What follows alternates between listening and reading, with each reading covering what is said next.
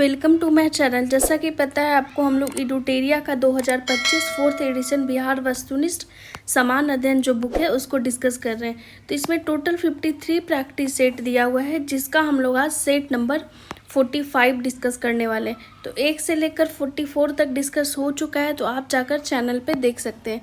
तो सेट 45 में previous year include किया गया है, जो 47th बीपीएससी हुआ था 2008 में, वो पेपर है। तो उसमें जो भी क्वेश्चन बिहार से रिलेटेड था वो इस सेट में इंक्लूड किया गया है। तो प्रीवियस ईयर आपके लिए इम्पॉर्टेंट हो जाता है। तो चलिए स्टार्ट करते हैं डिस्कशन। तो पहला क्वेश्चन है कि लिस्ट 1 में कृषि जलवायविक क्षेत्र को, जो लिस्ट 2 है उसमें बिहार के प्रतिशत क्षेत्रफल से सहसंबंधित कीजिए तथा सूचियों के नीचे दिए गए कूट का प्रयोग कर सही उत्तर चुनिए। तो इस तरीके से लिस्ट 1 दिया था जहाँ पे कृषि जलवायविक क्षेत्र था, और लिस्ट 2 में बिहार के प्रतिशत क्षेत्रफल था। तो इसमें बताना है कि कौन सा सही है। तो यहाँ है उत्तर तथा उत्तर पूर्वी बिहार का मैदान, तो उसमें बिहार का कितना क्षेत्रफल है, तो 29.87% है जो इस मैदान का भाग है। ठीक है। नेक्स्ट है कि दक्षिण बिहार का मैदान, तो वो है 23.71%। छोटा नागपुर का पठार 26.14% और छोटा नागपुर की पहाड़ियाँ 20.28%। तो ये जो लिस्ट दिया हुआ है ये बिल्कुल सही मैच है। तो इसका राइट आंसर हो जाएगा ऑप्शन नंबर बी 1 2 3 4, यानी कि ये बिल्कुल सही मैच है। ए का 1, बी का 2, सी का 3 और डी का 4। ठीक है। तो इस तरीके से ये सही मैच है, चारों जो स्टेटमेंट दिया हुआ है। नेक्स्ट है आपका सेकंड नंबर क्वेश्चन कि बिहार के विविध भौगोलिक पक्षों के संबंध में निम्नलिखित कथनों पर मनन कीजिए और बताना है कि इनमें से कौन सा कथन सही है। तो पहला स्टेटमेंट है कि बिहार के घरेलू उत्पादन में कृषि का योगदान लगभग 67% है, जो कि बिल्कुल गलत है, क्योंकि आपको पता है जो एग्रीकल्चर का योगदान है बिहार के घरेलू उत्पादन में वो लगभग 19% के आसपास है। तो पहला स्टेटमेंट बिल्कुल गलत हो जाएगा। ठीक है। सेकेंड स्टेटमेंट हम लोग देखेंगे कि बिहार में रेशम उद्योग से इतने अधिक लोगों को सेल्फ एम्प्लॉयमेंट प्रदान करता है, यानी रेशम जो इंडस्ट्री है उससे लगभग 1.5 लाख लोगों को सेल्फ एम्प्लॉयमेंट प्रोवाइड होता है। ठीक है। तो ये स्टेटमेंट बिल्कुल सही दिया हुआ है। नेक्स्ट है कि बिहार में प्रतिवर्ष लगभग 47 लाख एकड़ भूमि बाढ़ग्रस्त हो जाती है, जबकि 10 लाख एकड़ सदैव वाटर लॉक्ड बनी रहती है। तो ये भी स्टेटमेंट सही है। नेक्स्ट है कि बिहार के 85 से 90% ग्रामीण परिवारों में प्रत्येक के पास 5 एकड़ से कम जमीन है। तो इसका जो स्टेटमेंट है वो बिल्कुल गलत है। तो यहाँ पे दो ही स्टेटमेंट जो है वो सही है, 2 और 3। इसलिए राइट आंसर क्या हो जाएगा, ऑप्शन नंबर सी 2 और 3। तो ये पेपर काफ़ी पुराना है, क्योंकि ये जो एग्ज़ाम हुआ था 47th का वो 2008 में ही हुआ था। लेकिन जो भी फैक्ट रिलेटेड क्वेश्चन होगा वो आपके लिए अपकमिंग एग्ज़ाम जो आने वाला है उसके लिए इम्पॉर्टेंट हो सकता है। ठीक है। तो नेक्स्ट हम लोग देखेंगे तीसरा नंबर क्वेश्चन कि बिहार में सिंचाई के संबंध में निम्नलिखित में से कौन सा कथन सही नहीं है। तो क्वेश्चन को ध्यान से पढ़िएगा, पूछा है कि सही नहीं है। तो इसका राइट आंसर हो जाएगा ऑप्शन नंबर बी कि बिहार के कुल सिंचित क्षेत्रफल का लगभग 30% नहर तथा 39% नलकूपों के द्वारा सिंचित है। ये कथन बिल्कुल गलत है। तो गलत कहाँ पे, तो 30% नहर ये तो सही है, लेकिन जब नलकूप का बात आता है तो ये 39% नहीं है। इसका जो परसेंटेज है वो 63.9% के लगभग जो है वो नलकूप से सिंचाई होता है। तो इसलिए ये स्टेटमेंट गलत हो जाएगा। तो पूछा है सही नहीं है, तो ऑप्शन नंबर बी सही नहीं है। नेक्स्ट आपका चौथा नंबर क्वेश्चन कि बिहार की लगभग 55% जनसंख्या परम निर्धनता में रहती है, क्योंकि इनमें से कौन सा कथन आपको सही बताना है। तो इसका राइट आंसर जो दिया हुआ था वो था 2 तथा 3 कि भारत में बिहार की सकल जो प्रजनन है, टोटल फर्टिलिटी रेट, वो ज़्यादा है। और नेक्स्ट है कि बिहार की जो कृषि जलवायविक है, यानी कि एग्रो क्लाइमेटिक दशाएँ हैं, वो नितांत प्रतिकूल है। तो इन दोनों स्टेटमेंट जो है इनके कारण ही 55% जनसंख्या परम निर्धनता में रहती है। तो ये पुराना क्वेश्चन पेपर है, तो इसका आंसर उसी के अकॉर्डिंग दिया हुआ है, ऑप्शन नंबर सी। ठीक है। नेक्स्ट है कि वर्ष 2001 की जनगणना के अनुसार, तो क्योंकि उस समय 2001 का ही जनगणना हुआ होगा, तो 2001 का जनगणना से पूछा है।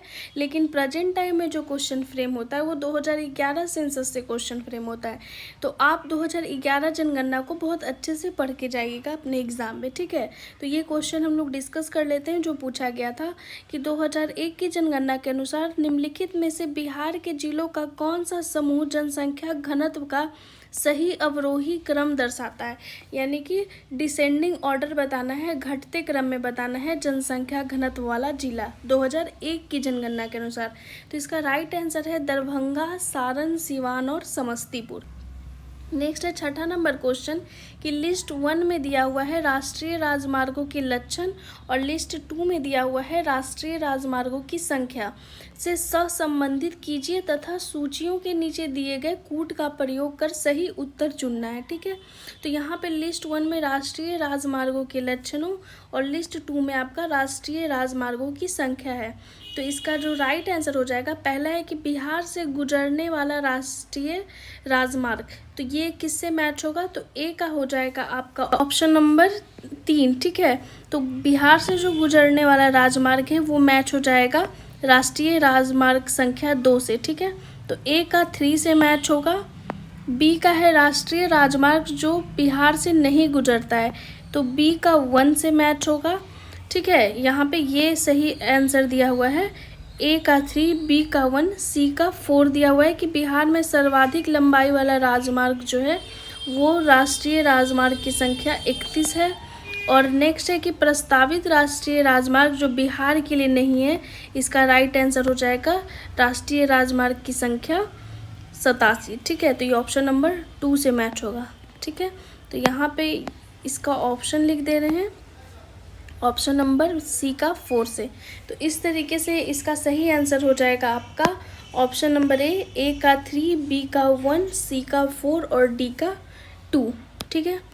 नेक्स्ट है आपका 7वां नंबर क्वेश्चन, नदियां जो बिहार और उत्तर प्रदेश के बीच की सीमा रेखा बनाती है। ये क्वेश्चन रिसेंटली भी एग्जाम में पूछा गया था। तो इसका राइट आंसर हो जाएगा कर्मनाशा, गंडक और घाघरा। ये नदियां जो हैं वो बिहार और उत्तर प्रदेश के बीच की सीमा रेखा का निर्माण करती है। नेक्स्ट क्वेश्चन है आपका 8वां नंबर पूछा गया था कि बिहार की कुल श्रम शक्ति में कृषि श्रमिकों का अनुपात क्या है। तो इसका राइट आंसर जो दिया हुआ था उस समय के अकॉर्डिंग वो है 48.18%, ठीक है। नेक्स्ट है कि भारत का कौन सा राज्य सर्वाधिक अभ्रक उत्पादन करता है। तो इसका राइट आंसर बिहार हो जाएगा। नेक्स्ट है कि अंग्रेजी शासनकाल में भारत का कौन सा क्षेत्र अफीम उत्पादन यानी कि पॉपी प्लांट हेतु फेमस था। तो अंग्रेजी शासनकाल में जो अफीम उत्पादन होता था वो बिहार फेमस था। तो ऑप्शन नंबर ए सही हो जाएगा। नेक्स्ट है 1855 ईस्वी में संथालों ने किस अंग्रेज कमांडर को हराया। तो ये क्वेश्चन पूछा जाता है। तो इसका राइट आंसर हो जाएगा मेजर बारो।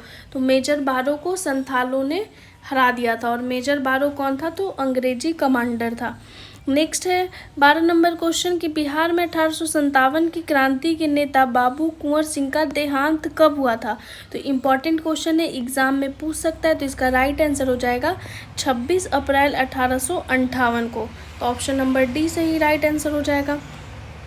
नेक्स्ट है आपका 13 नंबर क्वेश्चन कि बिहार के उस क्रांतिकारी का नाम बताइए जिसने सितंबर 1928 में हिंदुस्तान सोशलिस्ट रिपब्लिकन आर्मी की बैठक में भाग लिया। तो इसका राइट आंसर हो जाएगा फणींद्र नाथ घोष। फणींद्र नाथ घोष जो थे वो बिहार से हिंदुस्तान सोशलिस्ट रिपब्लिकन आर्मी का जो मीटिंग हुआ था 1928 में सितंबर महीना में, उसमें भाग लिए थे। तो बिहार के क्रांतिकारी थे फणींद्र नाथ घोष। नेक्स्ट है कि 1947 के भारतीय राष्ट्रीय कांग्रेस के दिल्ली अधिवेशन की अध्यक्षता किसने की थी। यानी आपको बताना है कि 1947 में जो भारतीय राष्ट्रीय कांग्रेस का अधिवेशन हुआ था उसके अध्यक्ष कौन थे। तो वो थे doctor Rajendra Prasad. Option number B सही हो जाएगा। नेक्स्ट है कि बिहार के किस स्थान पर भारतीय राष्ट्रीय कांग्रेस का 1922 का अधिवेशन हुआ है। तो 1922 का जो अधिवेशन हुआ था वो बिहार के गया जिले में हुआ था। तो ऑप्शन नंबर सी सही हो जाएगा, गया। और इसके जो अध्यक्ष थे वो थे चित्तरंजन दास या फिर CR दास भी ऑप्शन में रहता है। तो CR दास या फिर चित्तरंजन दास। तो इस तरीके से टोटल 15 क्वेश्चन पूछा गया था जो 47 BPSC का एग्ज़ाम हुआ था बिहार रिलेटेड। तो आपके लिए प्रीवियस ईयर इम्पॉर्टेंट हो जाता है। तो अगर आपको ये सीरीज अच्छा लगता है तो ज़्यादा से ज़्यादा लाइक कीजिए, शेयर कीजिए, सब्सक्राइब कीजिए। Thank you so much.